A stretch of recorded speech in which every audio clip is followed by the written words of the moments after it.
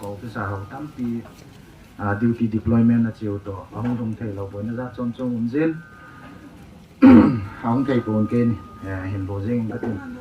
cái xã bảo hi tu nhà cái hỏi cái yêu lẽ Disenpur police sunga dinga Amy ho thì điện tin Disenpur police sunga kon cái hỏi atumen Amy police BPR tin achomin ka ki rumovin ketin athina yan lang ipipi zong le poi mo dung zuin ha sat na yan lang ke pani khori zong le ta hi ki vil to zinga ke loi khom na neu cha ka na bol lo hin he chimina jo ka hin vil lo hin tin chuta le tu nya dinga hi thil khat chom cha khat ka ga sei nom khat o min social media la ho Facebook hi han lang ipipi lang hi rong le ana veleo chu namu so ke dun ka ging chai kulanga thu ki sei ho ASI a hi laya suspension ai ana na order khan ung ki su kha ko namu so ke de hin kalaya nain ka bo janga nain ke hi cho them je po wa ko dunia thi ka sar pau ina itabang mi hi ham itabanga mi guni ham itabanga hang mi ham ti ka het su ke re ke hoi Disenpur commando ASI hi lahin lahin hi chi a case jong hi chaw me le hong yan lang ko hi jong asai ho kun na ta san lo vel diwe hi nge suspension awang anom na chu hi jong le a case hi a detail tan hen no le atam line jong ke ngim ngel jong ne khom cha khom ke honin ke ngim ngel jong phatta cha ni na sei pin hi chi case pen khoi le mi amat na wa hi mi ki mat na khata hi phai langa ga tha hui aga tha hu na hi a phone pen pa hu ama gari hai an khain ai chi pa kf pen chu midam chunga chu ding pen ama chunga hi chu kha a hi lau hel ding be ama ki mana suspension an ne kha ai suspension an ne hi tu him mitam pina dem vini chi i chan ha ka vo jang nai a tu chen hello ho chun wang an hi tiam mo da na gel mai the we ta sar pa hi ta bang mi chui lo ye le a to tham ho chau se ka het su ge mi ku la hin ki chak nei lo gin nei lo mi mai suspension na min zong hita chu thu boy la boy nei mi hem hial ipi bola promotion mo SI mo kidam departmental inquiry uma SP in khul na ne ya khul tup na ne ya I masau se a khul chai longa ama hin thi mo na nei po ya suspension revoke abola revoke so SI promotion mo pai chula boy na nei hi bola SI api dam suspension na ho hit tabang mi phalo hon jong promotion amu theyon ta mi tam ta in social media ho dunga thuki se o ka nga le ka bozang na ma jingin ama hi thing ten ga ki se le na het back it nung ga ki se le that for ama hi Morang police station a posting a hi in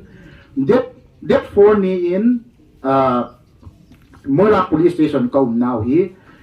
chipet hin mi thum bo kom tawen wang phat je ti dam wang phat pi in kanu mai ho si ho hi nu mai police posting se ina pe no asuti pe ro hi khain chutale pasal adang si ong hi suti hi pe ro khain mi thum sa on khomang kai a hi in ke ka hi in mol no ma sa sang hen go sang ke ho thum doi kom khawin a hi le det 3 ni nang boi tan det 3 ni apanin duty deployable ta povin an ke ruma ka ki kul ko bin tizon kom jengwin det 3 ni a hong ki man mi hong ki man tur bung boi jang ki man ho ipi ho kana boi pi win det 3 ni in zong chuchan pul lu thei ta lo azut nom wanga lu thei ta lo ho Morang police station a ho ane le cha dingo atui don dingo a cha don dingo a gil kil ho hi sa sang a hi in sarma a hi in ki othomen kana boi pi win loka ma jong mi ni omen loka ma mi ni lo jong kana boi pi win it is on kana omen det 4 ni la hin mi pi hong ki gom khom hin hung bulu ta win hung bulu phat win ball heading ma cha ka nei po win ke othomen hi chi sunga u mi chun mi thum bo kai ta win ge na ho nei thal ho ala pi win hi chi zo win hin bulu phat win ke ho jong ka ki sialu ti lo chu ka hin naw ka siap do na ding mo chan som ta poi hi chi phat chun ka ball thei pe no tin lokama te ni chu mi ni hen amin ho jong da sei dam ka tin amani chu lokap san trio ka ko win gang chalin chi ha do in lang uniform champion lang uniform ban sai lang na hu do de ta ko hi chi ka sei zo wa cho ke wa ka kisial la in lo lut khom pai wa a thu ho jong na na ya diwen mi ni a thi ho jong chana na ya diwen hi jong la hi cho ta bang ho chu ke ho jong a tong lai ka hi je wa chu mi het dinga ka kam so wa ko na a po ding chu ka dei puin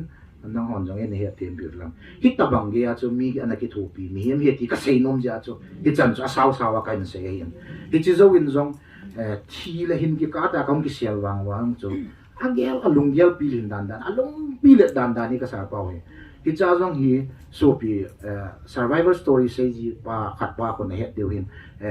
marvenga pa amin jong ke ta pun pa ko in ama jong ko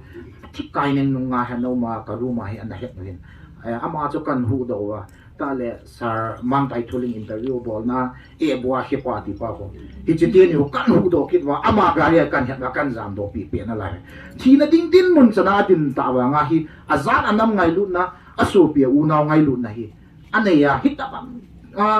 lung thim lien keng itam za le nam ngai lu mi hi ti ka ga pun do no ne ni dang danga case related hen lang ipi pi ong le mi azat mi ang alung sit na ai khat na ho chu a chu min ki kai tele a bi ta hena tu chu nga dia hi kita bang chana chu thil ana bola thil ana sai tu hi ti ka ga sei do no men te ipi hi jong le a chi sa chu chi tan a chi sai tan i le jong le a chi tan tu nyai ka sei nom chu tu nyai ama ho ta bang hi ka nu ho dia jong ha ka the ka ti chu i dum chu la ta bang hi aka thai hon jong ha ka di ki thangat pi hon zo ki thangat pi no ngo zo ki thangat pi di he ta bang pasal pha gar ha ki cha na mong le lo i bola i da diu ham i ki son pi diu he ka jong i ka lu son han ki son pi diu he ke cha chu in sung mi te in sung hoi ka na he le ka pi be ka hi in ka pi be a ding ngam ka ga ge la le hasa ka sign ipi hi zong la pathian hin um pin tin amalang ding i mazau se cho pathian alam pi hin gong hin gong en tin sim ting pa phat jang hom nei dam ei ho jong hong pa thau de he ti ka ga se do nom ye it malam zau sia department lang a hian lang ei sanga senior zo officer lang tam ta ko bin inspector chan lang ko bin pathian long se nen ei cha neu lang ta ki in apoi mo i mazau se ki zatua apoi mo na zau sia pan la jing thei di ke ti ong he in sumi te ko ma ga se no men ten na lung neo lo diu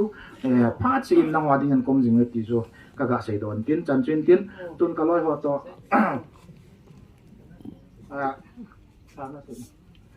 ka wa ho to hong khom ko tiun thil bel khat to pun khat ka sil ka khu no mu vin